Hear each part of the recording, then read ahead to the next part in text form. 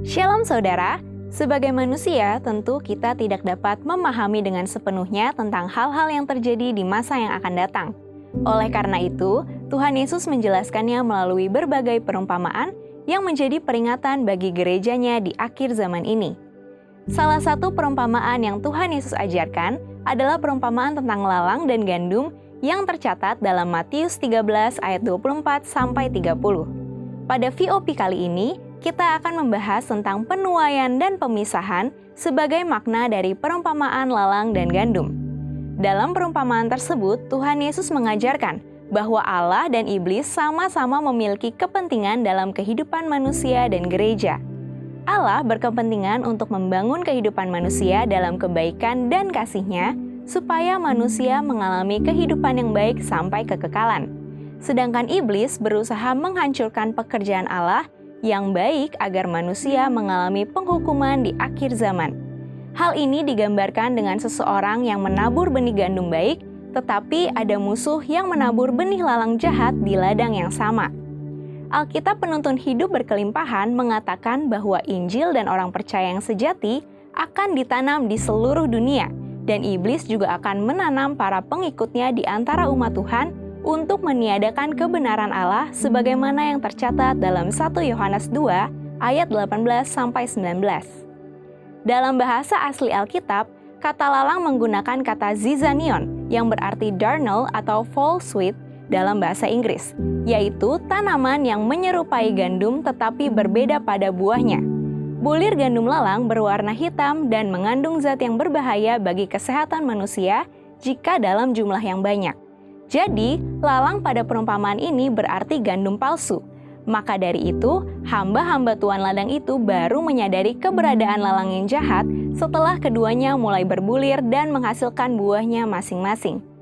Hal ini menggambarkan adanya kelompok orang dalam gereja Tuhan yang terlihat seperti orang percaya, tetapi hidup dan hatinya tidak selaras dengan kebenaran firman Tuhan. Lalang sendiri mendeskripsikan orang yang awalnya percaya kepada Tuhan, tetapi kemudian menyerah dalam pencobaan dan godaan si jahat, sehingga hidup dalam kesesatan dan pemberontakan.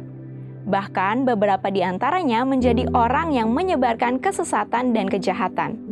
Tuhan Yesus memberikan peringatan dalam Matius 7 ayat 15-16a.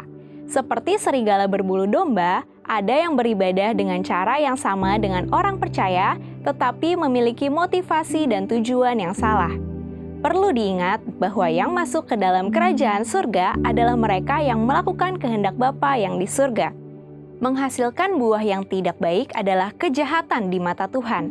Keselamatan memang dijamin atas dasar karya Kristus di salib, tetapi keselamatan juga seharusnya mengubah kehidupan orang yang menerimanya dari orang berdosa menjadi hidup seperti Kristus.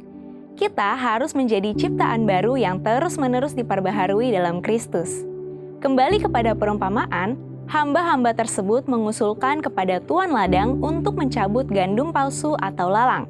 Tetapi sang tuan melarangnya dengan alasan supaya tidak merusak tanaman gandum yang asli.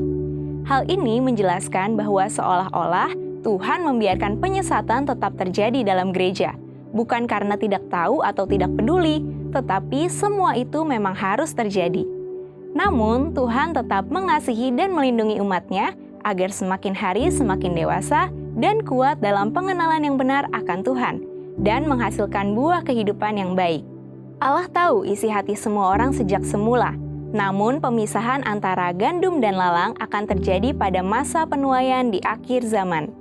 Tuhan Yesus menegaskan bahwa Dia akan mengumpulkan penyesat-penyesat di dalam gerejanya untuk dicampakkan ke dalam dapur api penghukuman yang kekal.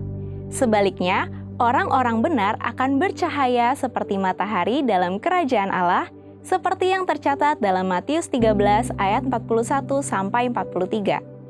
Inilah yang dimaksudkan penuaian pada akhir zaman. Bukan hanya berarti pertobatan dan keselamatan bagi jiwa-jiwa, tetapi juga berarti pengumpulan orang-orang yang mengeraskan hati dan turut ambil bagian dalam kesesatan untuk dihukum. Inilah yang harus diwaspadai oleh umat-Nya. Apakah kita termasuk kelompok gandum sejati atau gandum palsu? Dalam 1 Korintus 11 ayat 28a, Paulus menasehatkan agar setiap orang percaya harus menguji dirinya sendiri, agar tidak menjadi bagian dalam kehidupan kekristenan yang palsu. Saudara, untuk penjelasan lebih lengkap dari tim teologi kami, silakan buka link yang ada di atas atau scan QR Code yang tersedia. Tuhan Yesus memberkati. Hey Indonesia, it's Andy, Sam and Josh from Planet Shakers here, and we can't wait to be with you for Planet Shakers Abundance Tour. Friday, the 4th of July, we will be there at Central International Convention Centre in Bogor. It's going to be so amazing because the Planet Shakers band will be there and also Pastor Russell will be speaking. So you know, guys, it's going to be a move of God. So you want to come, you want to position yourself because your miracle is in the making.